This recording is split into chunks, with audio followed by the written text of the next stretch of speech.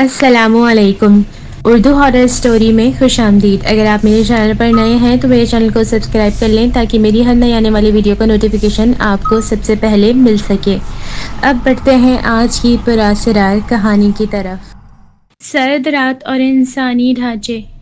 दुनिया से जाने के बाद भी इंसान का दुनिया वालों से राब्ता रहता है। अगर वो गैर फितरी मौत मरा हो या मार दिया गया हो। वो माँ बेटियां भी मरने के बाद कुछ कहना चाहती थीं।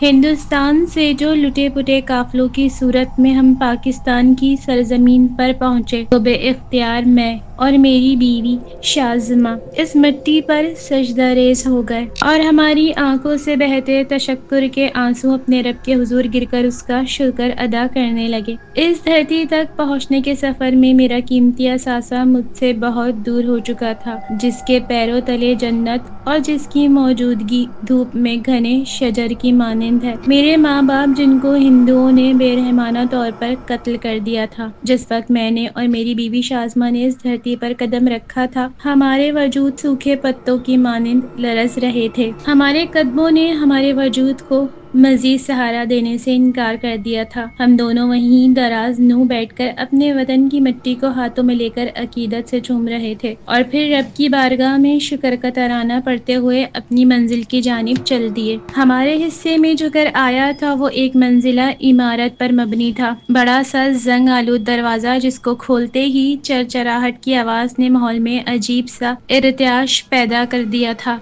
बड़ा सा सहन था जिसका फर्श काफी टूटा फूटा सा था। सहन की दीवारों पर खड़ा प्लास्टर और उससे झांकती हुई सीमेंट की ईंटें वहां के मकीनों की हालतें जार बयां कर रही थीं। सहन में लगे नीम के दरख्त और बरगद के दरख्तों की जमीन को छूती चूटियां उन दरख्तों को उम्र रसीदा जाहिर कर रही थीं। सामने की जानिब दो बड़े कमरे बने हुए थे। एक कमरा काफी बड़ा था जबकि उसके बराबर वाला कमरा काफी छोटा था, जिसमें काठ का बाड़ का सामान पड़ा हुआ था। ऐसा मालूम होता था कि वहां के मकीनों ने इसको स्टोर रूम बनाया हुआ था। इस स्टोर रूम के बराबर ही छोटा सा बावर्ची खाना था, तो इस कदर तंग था कि वहां दो लोगों से ज्यादा खड़े होने की गुंजाइश न थी। सहन के एक कोने में बनी बालाई मंजिल की जानिब जाती गोल मेहराबी लकड़ी की सीढ़ियां, जिन पर कदम रखते ही वो एहतजाजी तौर पर चूचुना करने लगी थीं। सीढ़ियों की खस्ता हालत के पेश नजर में संभल कर सीढ़ियों पर कदम रखने लगा। ऊपर हॉल नुमा बड़ा सा कमरा था। इस हॉल नुमा कमरे के कोने में पत्थर का चबूतरा बना हुआ था, जिस पर बड़ा सा पत्थर का बुत रखा हुआ था और उस बुत के साथ ही छोटी छोटी मूर्तियां रखी हुई थी, जो इस बात की निशानदही कर रही थी कि ये जगह पहले हिंदुओं की रिहाइशगाह। सामने ही एक बड़ी सी बालकनी नजर आ रही थी।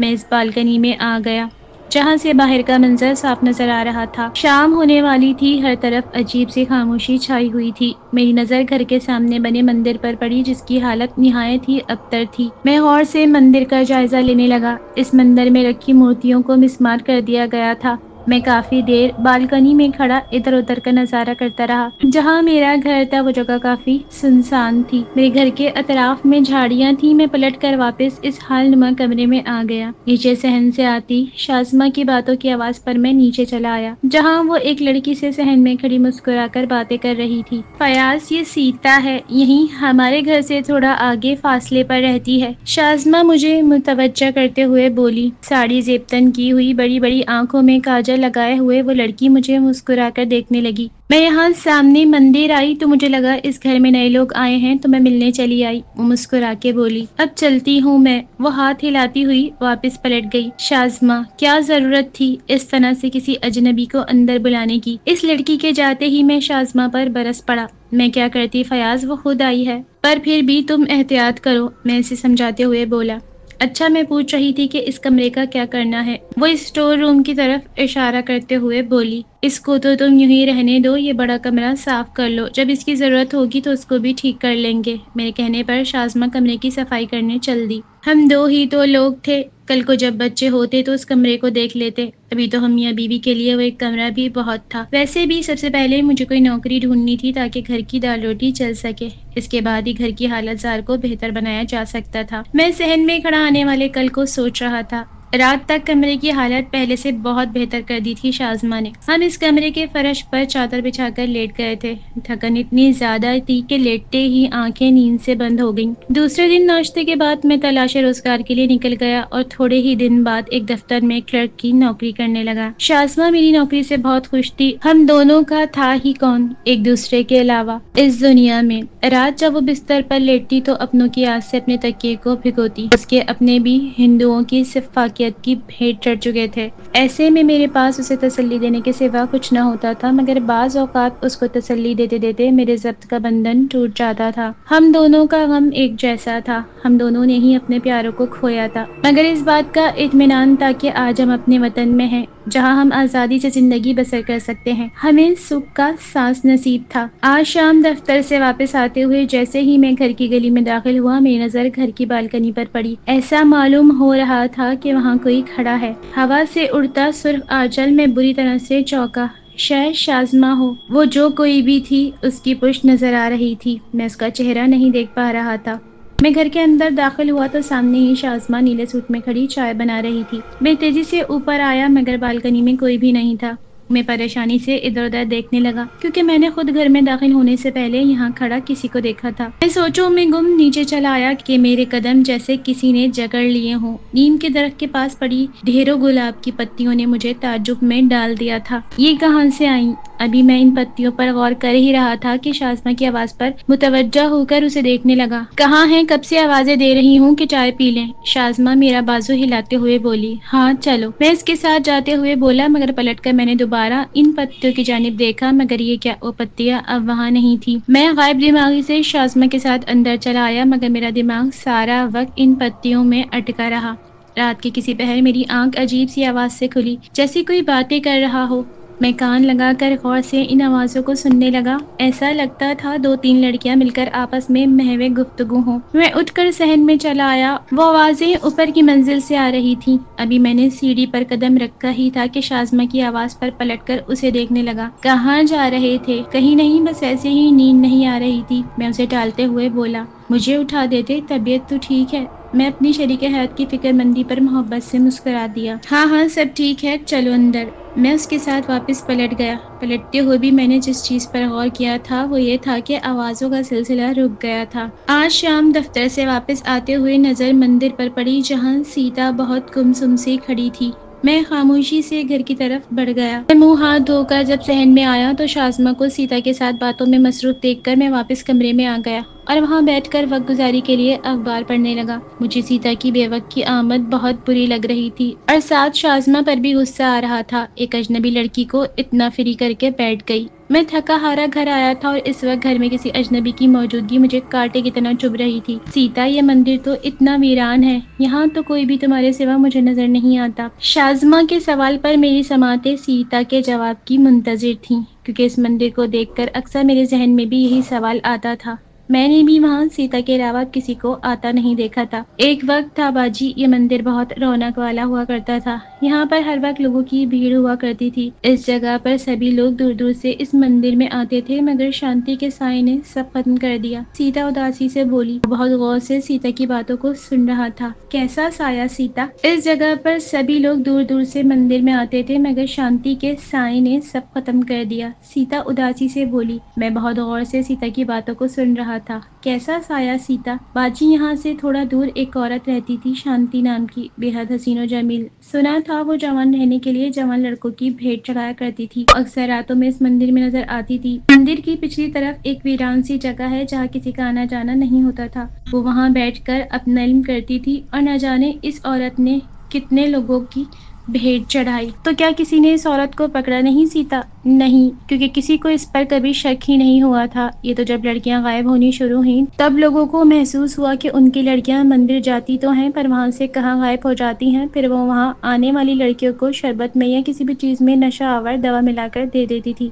وہ بس موقع کی تلاش میں ہوتی تھی، پہلے ان لڑکیوں سے دوستی کر کے اپنا اعتماد قائم کر لیتی تھی، پھر بعد میں ان کی جان لے لیتی تھی۔ اس مندر سے سب ڈرنے لگے تھے، لوگوں نے یہاں آنا چھوڑ دیا تھا اور پھر یہاں پر ان کی آتمائیں بھی بے چین پھرتی ہیں۔ اکثر راتوں میں لوگوں نے ان آتماؤں کو اس مندر کے اطراف میں دیکھا ہے۔ بہت کوسوں کرب میں ڈوبی آوازیں بھی سنائی دیتی ہیں۔ اوہ، تو تم کو ڈر نہیں لگتا؟ تم کیوں جاتی ہو اس مندر؟ اور وہ شانتی اب کہاں ہے؟ شازمہ ڈرتے ہوئے اس سے ایک ہی سانس میں سب سوال کر گئی۔ نہیں، مجھے ڈر نہیں لگتا، وہ ہنس کر بولی۔ اور شانتی کا بہت برا انجام ہوا تھا۔ اس کے گھر میں ایک رات خود بخود آگ لگ گئی تھی جس کی وجہ سے وہ جل کے مر گئی۔ برائی کا انجام ہمیشہ ہی برا ہوتا ہے، شازمہ افسوس سے بولی۔ اچھا میں چلتی ہوں، بہت دیر ہو گئی۔ وہ شازمہ سے اجازت لیتے ہوئے پلٹ گئی۔ میں بھی اس کے جاتے ہی صحن میں چلا آیا۔ فیاض، سنا آپ نے سیتا کیا بتا رہی تھی؟ شازمہ مجھے دیکھتے ہی بولی۔ ہاں سنا ہے، اب چائے ملے گی؟ میں اس کی بات پر بولا اور در حقیقت میں اس کا دھیان بٹانا چاہ رہا تھا۔ میں نہیں چاہ رہا تھا وہ زیادہ سیتا کی بات کو سوچے۔ میں چائے لے کر اوپر چلا آیا۔ میں بالکنی میں کھڑا ابھی ادھر ادھر دیکھ ہی رہا تھا کہ میری نظر سامنے مندر کی جانب پڑی جہاں سیتا کھڑی ہوئی تھی اور تھوڑی ہی دیر بعد وہ مندر سے نکل کر اس کی پچھلی طرف جانے لگی۔ میں بہت غور سے اسے دیکھ رہا تھا، اب وہ مجھے نظر نہیں آ رہی تھی، مگر کوئی تھوڑی ہی دیر بعد وہ واپس آتی مجھے دکھائی دی۔ وہ واپس مندر کی طرف آ رہی تھی۔ میرے وجود میں غصے کی لہر دوڑ گئی۔ میری بیوی کو الٹی سیدھی کہانیاں سنا رہی تھی۔ مجھے تو خود ہی یہ شانتی لگ رہی ہے، اور شازمہ بھی بہت بے وقوف ہے جو اس کی باتوں میں آ گئی۔ میں شازمہ کی عقل پر ماتم کرتے ہوئے نیچے آنے لگا کہ اچانک میری سماعتوں میں نکرئی کہکے گونجے۔ میں نے تیزی سے پلٹ کر دیکھا مگر وہاں کوئی نہ تھا۔ میں سر جھٹکتے ہوئے پلٹنے لگا کہ ایک بار پھر نسوانی ہنسی کی آواز آئی۔ اب کی بار ایسا لگا تھا کہ 2-3 لڑکیاں مل کر ہنسی ہوں۔ پورا ہال سنسان تھا، کسی کا کوئی وجود نہیں تھا۔ میں سر کو جھٹکتا ہوا نیچے چلا آیا۔ میرے منع کرنے کے باوجود بھی شازمہ سیتا کو اندر آنے دیتی تھی۔ شروع میں مجھے بھی کافی ڈر ہوا کہ میں دفتر میں ہوتا ہوں اگر میرے پیچھے ایسی کوئی بات ہو گئی یا سیتا نے شازمہ کو نقصان پہنچانے کی کوشش کی، مگر سیتا نہایت بے ضرر ثابت ہوئی۔ وہ تو روز شام میں شازمہ سے باتیں کر کے چلی جاتی تھی۔ مجھے اب اپنی سوچ پر ہنسی آ رہی تھی کہ میں سیتا کو ہی جادوگرنی بول رہا تھا۔ آج مجھے دیر ہو جائے گی دفتر سے آتے ہوئے، کچھ کام ہے صاحب کو۔ صبح میں گھر سے نکلتے ہوئے شازمہ سے بولا۔ دفتر میں کام کے دوران وقت کا اندازہ ہی نہیں ہوا، واپسی میں کافی دیر ہو گئی تھی۔ میں جلدی گھر کی جانب قدم بڑھا رہا تھا کہ میں ٹھٹک کر رک سا گیا۔ مندر کے پاس مجھے کوئی کھڑا نظر آیا تھا اور پھر تیز رفتاری سے وہ مندر کے پچھلے حصے کی جانب چلا گیا۔ میں کھڑا صورتحال سمجھنے کی کوشش کر رہا تھا کہ مندر سے اچانک ایک دل دہلانے والی چیخ نے میرے اوزان فتح کر دیے۔ وہ کوئی نسوانی چیخ تھی۔ میں تیزی سے مندر کی جانب بھاگا مگر وہاں کوئی نہ تھا۔ اچانک وہاں سے سسکیوں کی آواز آنے لگی۔ ایسا لگ رہا تھا بہت ساری لڑکیاں مل کر رو رہی ہوں۔ مجھے اس ماحول سے وحشت ہو رہی تھی۔ آہستہ وہ سسکیوں کی آواز اونچی ہونے لگی۔ میں گھبرا کر وہاں سے باہر آ گیا اور گھر کی طرف بڑھ گیا۔ گھر میں داخل ہوا تو کچن سے برتنوں کی آواز آ رہی تھی۔ میں سمجھا شازمہ ہے۔ ابھی میں آگے بڑھتا کہ اچانک کچن سے کوئی ہاتھ میں ٹرے لیے نمودار ہوا اور آہستہ سے سر جھکائے صحن میں بنی سیڑھیوں کی جانب بڑھ گیا۔ وہ کوئی عورت تھی۔ میں ٹھیک طرح سے اس کا چہرہ نہیں دیکھ پایا تھا۔ میری جگہ اگر کوئی اور ہوتا تو خوف سے اس کا دل بند ہو جاتا۔ میں فطرتاً کافی بہادر ہوں۔ میں بہت ہمت کر کے اس کے پیچھے چل دیا اور اوپر کا منظر دیکھ کر میری آنکھیں حیرت و خوف سے پھیل گئی تھی۔ کچھ عجیب ہی منظر تھا۔ وہ ہال تو لگ ہی نہیں رہا تھا، اس کی تو حالت ہی الگ تھی۔ پورے ہال کو بتیوں سے روشن کیا ہوا تھا۔ زمین پر وہی عورت جو ہاتھ میں کھانے کی ٹرے لے کر جا رہی تھی بیٹھی تھی۔ اس کے ساتھ ہی 3 لڑکیاں اور تھیں۔ وہ تینوں آپس میں باتیں کرتے ہوئے ہنسی مذاق کرتی ہوئی کھانا کھا رہی تھی۔ میں غور سے ان کے چہرے دیکھ رہا تھا جو مجھے واضح طور پر نظر نہیں آ رہے تھے۔ اس ہال کا منظر ہی الگ تھا، ایسا لگتا تھا وہاں دن نکلا ہوا ہے۔ فیاض، آپ یہاں کیا کر رہے ہیں؟ شازمہ مجھے ڈھونڈتی ہوئی اوپر چلی آئی تھی۔ نیند کی وجہ سے اس کی آنکھیں سرخ ہو رہی تھی۔ میں سو گئی تھی مگر مجھے دروازہ کھلنے کی آواز آئی تو میں اٹھ گئی تھی۔ آپ کو نیچے نہ پا کر میں اوپر چلی آئی، وہ جمائی لیتے ہوئے بولی۔ اس کی بات پر پلٹ کر حال دیکھنے لگا جہاں پر اب مکمل خاموشی کا راج تھا۔ لگ ہی نہیں رہا تھا کہ وہاں ابھی تھوڑی دیر پہلے لوگ بیٹھے کھانا کھا رہے تھے۔ نیچے چلو۔ میں شازمہ کو نیچے لے آیا۔ کمرے میں آ کر میں خاموشی سے لیٹ گیا۔ میری آنکھوں کے سامنے کچھ دیر پہلے کا منظر آ گیا۔ فیاض، ایک بات بولوں؟ شازمہ میرے پاس بیٹھی کچھ سوچتے ہوئے بولی۔ ہاں بولو۔ میں بہت دنوں سے ایک بات محسوس کر رہی ہوں، وہ آہستگی سے بولی۔ ایسا لگتا ہے اس گھر میں خالی ہم 2 نہیں ہیں، ہمارے علاوہ بھی اور لوگ ہیں۔ میں کافی دنوں سے محسوس کر رہی ہوں چلتے پھرتے کسی کو۔ 1-2 بار تو میں نے کچھ لڑکیوں کو بھی دیکھا، تم نے ان کا چہرہ دیکھا؟ اس کی بات پر میں چونکتا ہوا بولا۔ نہیں، میں چہرہ نہیں دیکھ پائی، وہ نفی میں سر ہلاتے ہوئے بولی۔ ہاں، پر ایسا معلوم ہوتا ہے جیسے یہ ان کا گھر ہو۔ کام کرتی، اٹھتی بیٹھتی وہ ایسے نظر آتی ہیں جیسے برسوں سے یہاں رہائش پذیر ہوں۔ دیکھو شازمہ، میں بھی یہ بات جانتا ہوں کہ اس گھر میں کچھ ہے، اگر تم دیکھو جو بھی ہے وہ ہم کو نقصان تو نہیں پہنچا رہا، اور ویسے بھی مسلمان ہونے کی حیثیت سے میرا یہ ایمان ہے کہ اللہ کا نام لینے سے کوئی بھی شے آپ کو نقصان نہیں پہنچا سکتی۔ میں شازمہ کا ہاتھ پکڑ کر اسے دلاسا دیتے ہوئے بولا۔ میری بات پر وہ اس بات میں سر ہلانے لگی۔ آج چھٹی کا دن تھا، شام معمول کے مطابق سیتا چلی آئی۔ میری بھی اس سے پہلے کی نسبت اچھی بات چیت ہو گئی تھی۔ وہ ایک اچھی لڑکی تھی اور کافی عزت سے مجھے بھائی کہہ کر بات کرتی تھی۔ میرے دل میں شروع میں اسے لے کر جو بدگمانی تھی وہ اب صاف ہو چکی تھی۔ صحن میں ان دونوں کو باتیں کرتا دیکھ کر میں بھی وہاں چلا آیا تھا۔ سیتا ایک بات پوچھوں؟ میں صحن میں رکھی کرسی پر بیٹھتے ہوئے اس سے مخاطب ہوا۔ جی بھائی، وہ احترام سے بولی۔ کیا اس گھر کے بارے میں تم کچھ جانتی ہو؟ میرا مطلب ہے تمہارا گھر یہاں سے تھوڑے ہی فاصلے پر ہے، تو تم کو کچھ تو پتہ ہی ہوگا۔ میری بات پر اس کے چہرے پر سایہ سا لہرا گیا۔ جی میں جانتی ہوں، وہ اداسی سے بولی۔ کیا جانتی ہو؟ میں متجس ہوتے ہوئے بولا۔ شازمہ بھی پوری توجہ کے ساتھ اس کو دیکھ رہی تھی۔ یہاں پر ایک عورت اپنی 3 بیٹیوں کے ساتھ رہتی تھی۔ اس کا پتی کافی عرصے پہلے مر گیا تھا۔ اس کی بات پر میں اچھل گیا۔ میں نے اوپر کی منزل پر ایسا ہی منظر دیکھا تھا، ایک عورت اور 3 لڑکیاں۔ میں نے سیتا سے کچھ ذکر نہیں کیا کہ میں نے ایسا کچھ دیکھا ہے۔ آپ نے یہ سوال کیوں کیا؟ وہ مجھ سے پوچھنے لگی۔ بس ایسے ہی کسی کی موجودگی کا احساس ہوتا ہے، میں اسے ٹالتے ہوئے بولا۔ میں اسے پوری بات بتا کر گھر کو بدنام نہیں کرنا چاہ رہا تھا۔ میں جانتا تھا وہ اچھی لڑکی ہے، مگر پھر بھی میں اسے تفصیل بتاتے ہوئے احتیاط کر رہا تھا۔ تو ان عورتوں کے ساتھ کیا ہوا تھا؟ شازمہ اچانک سیتا سے سوال کرنے لگی۔ ان عورتوں کو کسی نے بہرحمانہ طور پر قتل کر دیا تھا اسی گھر میں۔ سیتا کی بات پر شازمہ خوفزدہ نظروں سے مجھے دیکھنے لگی۔ میں آنکھوں ہی آنکھوں میں اسے کچھ نہیں ہوتا کی تسلی دے رہا تھا۔ فیاض، پہلے مجھے لگتا تھا کہ سامنے مندر کی وجہ سے ایسا ہو رہا ہے ہمارے گھر پر۔ سیتا کے جانے کے بعد وہ مجھ سے بولی۔ فیاض، تو ان کی روحیں ہمیں کیوں نظر آتی ہیں؟ کیا وہ ہم سے کچھ کہنا چاہ رہی ہیں؟ شازمہ میرا بازو پکڑتے ہوئے بولی۔ پتہ نہیں، میں خود سمجھ نہیں پا رہا۔ اس کی بات پر میں خیالوں میں گم بولا۔ رات تک ہم دونوں کافی دیر تک بیٹھے رہے۔ سو جاؤ، کچھ نہیں ہوتا، اللہ مالک ہے، پریشان ہونے کی کوئی بات نہیں، میں شازمہ سے کہتے ہوئے نیند دراز ہو گیا۔ وہ بھی لیٹ گئی۔ رات کے کسی پہر مجھے محسوس ہوا کوئی میرے کانوں میں سرگوشی کر رہا ہے۔ میں جو بہت گہری نیند میں تھا ایک دم سے ہڑبڑا گیا۔ شازمہ میرے اوپر جھکی کچھ بول رہی تھی۔ کیا ہوا؟ فیاض، باہر کوئی ہے، وہ ڈرتے ڈرتے صحن کی جانب انگلی سے اشارہ کرتے ہوئے بولی۔ اس کی بات پر میں صحن میں آ گیا، مگر باہر کے منظر نے مجھے حیران کر دیا۔ اسٹور روم سے آتی آوازوں پر میں ابھی اسٹور روم کی جانب بڑھنے ہی والا تھا کہ میری آنکھوں نے عجیب منظر دیکھا۔ اسٹور روم سے کوئی ٹرنک گھسیٹتا ہوا لے جا رہا تھا، مگر لے جانے والا نظر نہیں آ رہا تھا کہ اچانک سے صحن کی سیڑھیوں پر کسی کے قدموں کی دھمک سنائی دی۔ ارے جلدی لے آؤ، میں نے کپڑے نکال کر دھوپ بھی لگانی ہوگی۔ ان کو سیڑھیوں پر سے کسی عورت کی آواز آئی اور پھر سے وہ نادیدہ وجود اس ٹرنک کو سیڑھیوں سے اوپر لے جانے لگا۔ میرے پیچھے کھڑی شازمہ دہشت زدہ سی یہ سارا منظر دیکھ رہی تھی۔ وہ بری طرح سے لرز رہی تھی۔ میں اس کا ہاتھ پکڑ کے اندر لے آیا۔ وہ کٹی پتنگ کی طرح میرے سینے سے لگ کر بری طرح سے پھوٹ پھوٹ کر رونے لگی۔ شازمہ، میری بات سنو، ایسے نہ رو۔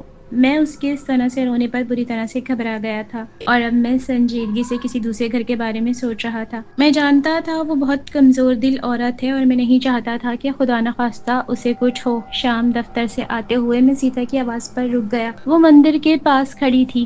بھائی، میں نے سنا ہے آپ لوگ دوسرا گھر دیکھ رہے ہیں، مجھے شازمہ ماجی نے بتایا۔ وہ مجھے دیکھتے ہوئے بولی۔ ہاں سیتا، میں شازیہ کو اس طرح پریشان نہیں دیکھ سکتا۔ میں سیتا کی بات کے جواب میں بولا۔ تو کیا وہ لوگ آپ کو پریشان کر رہے ہیں؟ نہیں، پریشان تو نہیں، مگر ان کی موجودگی سے شازمہ بہت ڈرنے لگی ہے۔ میری بات پر وہ چپ سی ہو گئی۔ اسے خاموش دیکھ کر میں گھر کی جانب بڑھ گیا۔ گھر میں داخل ہوا تو شازمہ کو باورچی خانے میں کھانا پکاتا دیکھ میں سیڑھیوں کی جانب بڑھ گیا۔ مجھے رات وہ ٹرنک والی بات یاد آ رہی تھی کہ میں سیڑھیاں چڑھ کر اوپر چلا آیا، مگر حیرت کا شدید جھٹکا مجھے ہال میں رکھے اس ٹرنک کو دیکھ کر لگا جو کھلا ہوا تھا۔ میں تھوڑا آگے بڑھا تو وہاں بالکنی کی منڈیر پر رنگ برنگے لباسوں کو پھیلا کر کسی نے ڈالا ہوا تھا۔ میری سماعتوں میں رات والی آواز کی گونج ہوئی۔ کپڑے اوپر لے آؤ، میں نے دھوپ لگانی ہے۔ یا اللہ، یہ کیا ماجرا ہے؟ میں سچ بتاتے ہوئے زیر لب بولا اور نیچے چلا آیا۔ میں نہیں چاہ رہا تھا شازمہ مجھے ڈھونڈتی ہوئی اوپر چلی آئے اور وہ یہ سب دیکھ کر خوفزدہ ہو۔ ویسے بھی وہ ڈر کے مارے اوپر نہیں آتی تھی۔ وہ رات ہم نہیں جانتے تھے کہ ہمارے لیے کس قدر بھاری ہوگی۔ ابھی ہم بستر پر لیٹے ہی تھے کہ ڈھول کی آواز نے ہم دونوں کو ہی چونکا دیا۔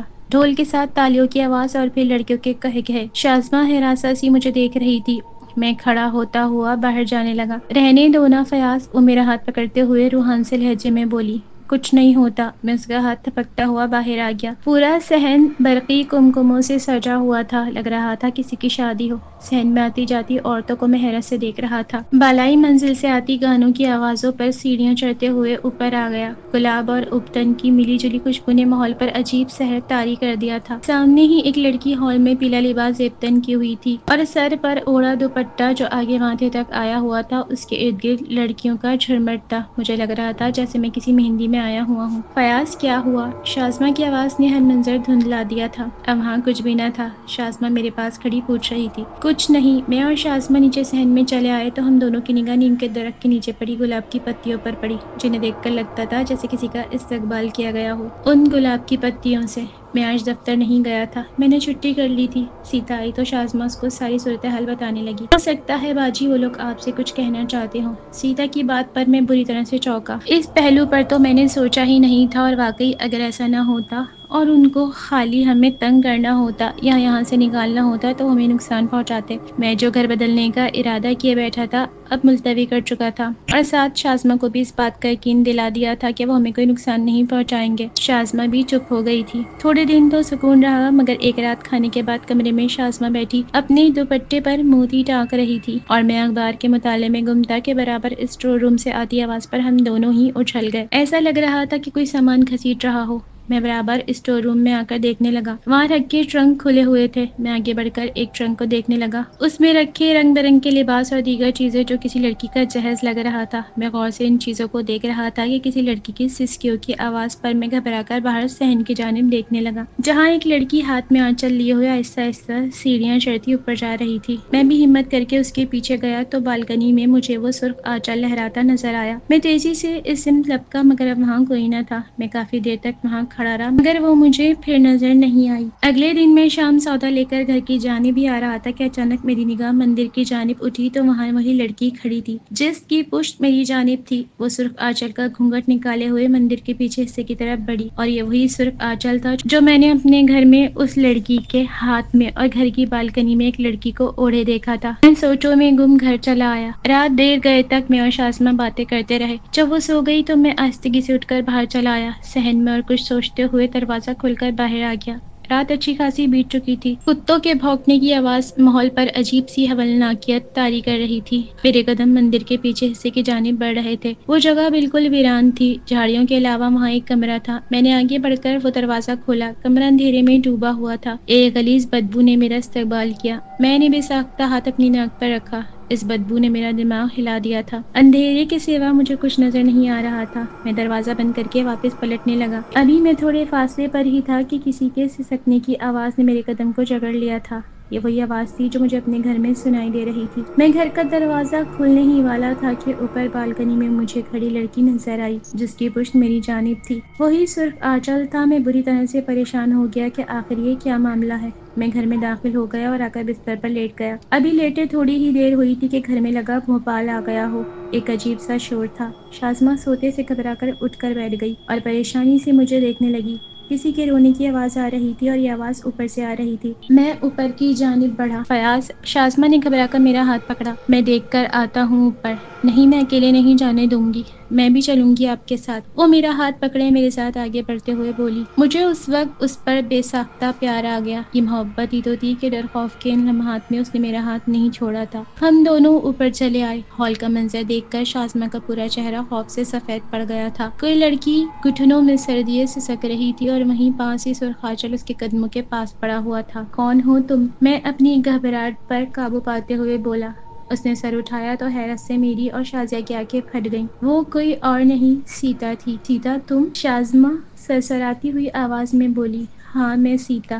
وہ بولی۔ میں یہاں اپنی ماں اور دو چھوٹی بہنوں کے ساتھ رہتی تھی۔ میں سب سے بڑی تھی۔ ہم اس گھر میں ہنسی خوشی زندگی بسر کر رہے تھے۔ میں روزانہ سامنے مندر جایا کرتی تھی، مگر شانتی کی بری نظر نے مجھے اور میرے گھر والوں کو اجاڑ دیا۔ وہ سسکتے ہوئے بولی۔ شانتی کبھی بھی مجھے اور میری ماں کو نہیں پسند تھی۔ ویسے بھی اس کی شہرت اچھی نہ تھی۔ جب میری سگائی ہوئی میں بہت خوش تھی اور بہت چاؤ سے میں اپنے بیاہ کے لیے یہ سرخ آنچل تیار کر رہی تھی۔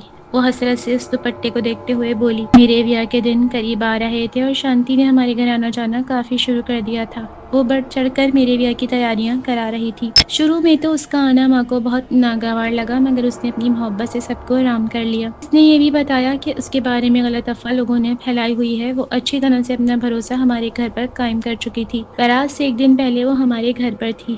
وہ بڑی بھیانک رات تھی۔ اس رات اس نے اپنا کام کر دکھایا۔ مشروب میں نشہ آور دوا ملا کر اس نے وہ مشروب مجھے اور میری بہنوں کو پلا دیا، جسے پی کر ہم بے ہوش ہو گئے۔ وہ اپنے چیلوں کی مدد سے مجھے بے ہوشی کی حالت میں مندر لے آئی۔ میں نیم بے ہوش تھی اور اس نے مندر میں دیوتا کے آگے میری بھیٹ چڑھا دی۔ اس کی نظر کافی عرصے سے مجھ پر تھی۔ وہ سدا جوان اور خوبصورت رہنے کے لیے جوان اور خوبصورت لڑکیوں کی بھیٹ چڑھاتی تھی۔ میری دونوں بہنیں ابھی چھوٹی تھیں، اس لیے اس فاقیت کا نشانہ میں بنی۔ اس نے مندر کے پچھلے حصے میں بنے کمرے میں میری لاش کو ڈال دیا، کیونکہ وہاں کسی کا گزر نہیں ہوتا۔ اس شانتی نے اس پر ہی بس نہیں کیا، میرے گھر والوں کو بے ہوشی کی حالت میں بے رحمانہ طور پر قتل کر کے اسٹور روم کی زمین میں دفن کروا دیا، مگر میں نے بھی اپنا انتقام پورا کیا۔ اس کے گھر میں آگ لگا کر۔ سیتا نفرت سے بولی، اب تم کیا چاہتی ہو؟ میں عجیب کیفیت میں بولا۔ میں اور شازمہ اس وقت ایک بے یقینی کی کیفیت میں گرفتار تھے کہ جو لڑکی ہمارے گھر آتی تھی، ہم سے باتیں کیا کرتی تھی، وہ ایک روح تھی۔ میں چاہتی ہوں کہ آپ ہماری لاشوں کو نکال کر وہاں سے ہمارا انتم سنسکار کروائیں، تاکہ ہماری بے چین آتماؤں کو سکون ملے۔ میں نے سارا قصہ ایک مندر کے پنڈت کو سنایا اور پھر ان کی مدد سے کچھ آدمیوں نے وہ اسٹور روم کی زمین کھدوائی جہاں سیتا نے نشاندہی کی تھی۔ وہاں سے 3 ڈھانچے ملے اور مندر کے پچھلے حصے کی جانب کمرے سے بھی انسانی باقیات ملے، جن کو ان کی مذہبی رسومات کے مطابق ان کا انتم سنسکار کیا گیا۔ ہم دوسرا گھر لے چکے تھے اور جس دن ہم گھر سے نکل رہے تھے، میری اور شازمہ کی نگاہ بالکنی کی جانب اٹھی جہاں سیتا سرخ آنچل تھامے کھڑی تھی، مگر آج اس کی پشت نہیں تھی ہمارے جانب، بلکہ وہ ہم دونوں کی طرف